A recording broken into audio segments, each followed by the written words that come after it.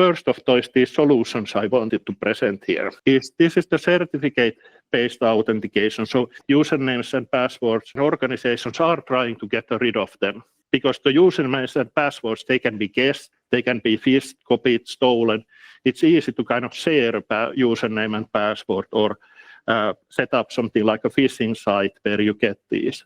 And if you think about the TLS and using client certificates, user certificates, it's very hard to steal that certificate from these devices.